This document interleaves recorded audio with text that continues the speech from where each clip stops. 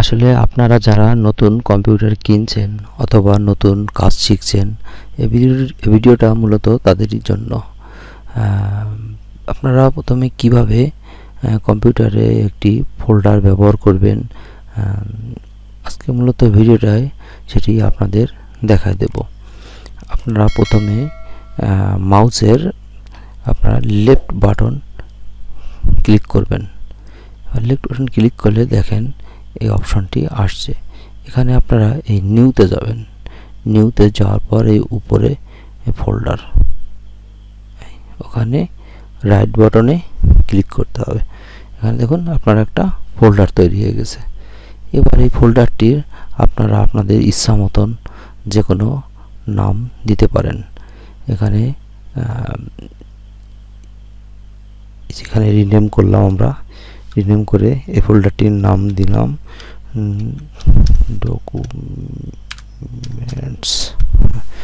Documents. আমাদের একটা folder তৈরি হয়ে গেল। এবং দেখুন এই ফোল্ডারটা আমরা ওপেন করলাম এবং এই ভিতরে আমরা যদি আরেকটা ফোল্ডার বানাতে চাই, তখন একই প্রসিডিউরে আপনারা রাইট বাটন ক্লিক করবেন।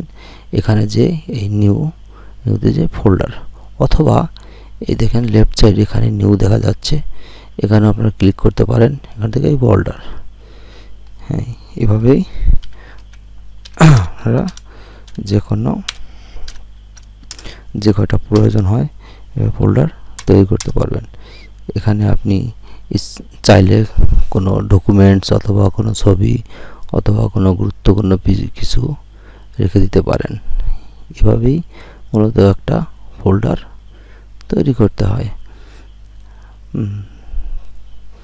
তা হয়তোবা সবাই বুঝতে পেরেছেন কিভাবে একটা ফোল্ডার তৈরি করতে হয়।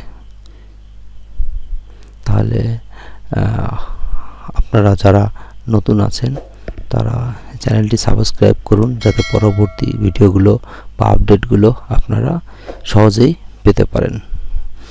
পরবর্তীতে আপনাদের নতুন অন্যান্য ভিডিও নিয়ে আসব। ওকে, বাই।